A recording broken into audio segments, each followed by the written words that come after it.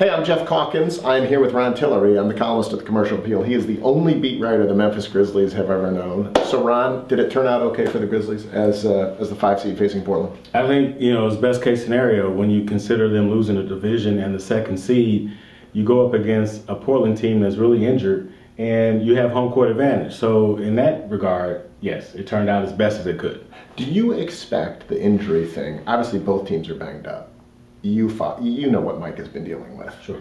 Is he going to be hobbled till the end of the year? And is Tony going to be hobbled till the end of the year? Or with this break, are we going to see fully restored, healthy Tony and Mike? Yeah, I don't think you can count on that because there's not enough time for these guys to get healthy. I mean, let's start with Tony. Tony is an older player at 33, and he's dealing with a hamstring, which is tricky enough for younger guys.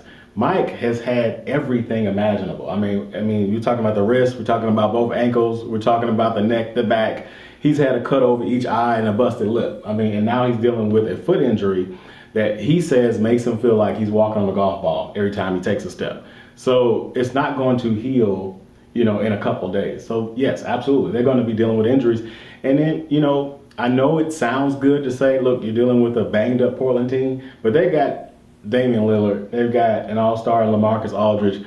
Lillard gets hot from the perimeter and takes over the series. It could be a long series. Well, that's what I was going to ask you. Yeah. Who stays in front? If Mike is hobbled and Tony's hobbled, who stays in front of Damian Lillard? Yeah, it's going to be a tough challenge. And this is why, with all the preaching about the seeding and the right team to play, I subscribe to the Marcus Gasol gospel because this team ultimately has to play better. They have to play better collectively because they don't have that one guy that can take over a game or a series.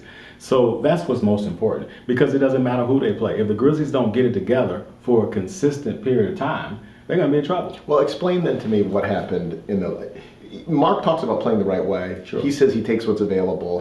He doesn't like it when people say he should be more aggressive. And what we saw in the last game was the Mark that you want to see. What happens that gets him to causes him to have games of 33 points or 32 points some days and to sort of virtually kind of disappear other days? Yeah, Mark is like a building with no doors. You walk around it and you just don't know how to get in.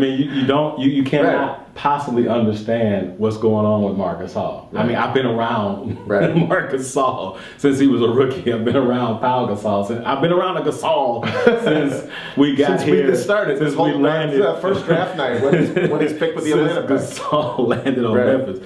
So it's impossible to know. But we do know that he likes playing the right way, which means everybody moving, passing the basketball, trusting each other on defense, sharing the basketball on offense. And I just think he had said so much leading up to that game about, what the team wasn't doing that I thought it was fascinating that in the huddle, in the tunnel, when they come out, it was the first time all season that he said what he said. He had never led the tunnel conversation, and then he went out and backed it up. Right. So I just think he just, for whatever reason, decided just took upon himself. I'm going to own this game, and if we win or lose tonight, it's going to be on me. So walk around those doors a little bit. There's no door. It's the building. Which one's going to show up against Portland? I don't know. I think what they're counting on is, again, going back to what we said originally, is them playing better collectively. Right. Because you're going to get Mike back, who is the floor general, the orchestrator of everything. Let's face it, Benno has done great as a starter, but Benno gets to his spot and he shoots.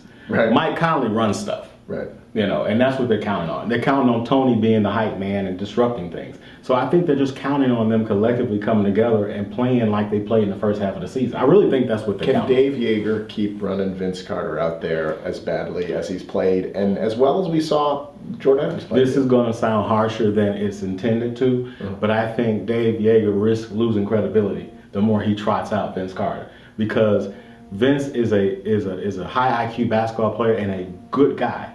But he's not helping this ball club. And if you keep trotting him out there and he keeps going 0 for 6 and 0 for 4 from 3, then I think the other guys are looking like, why is he playing? Right. So I think that's going to be, one of the major things that Dave's going to have to manage in the playoffs is how much rope do you give Vince Carter? You can't just say he has license to shoot because not only is he not shooting the ball well, but he's turning it over. Right. So he's not helping you. All right. He's got to help. Give me a pick.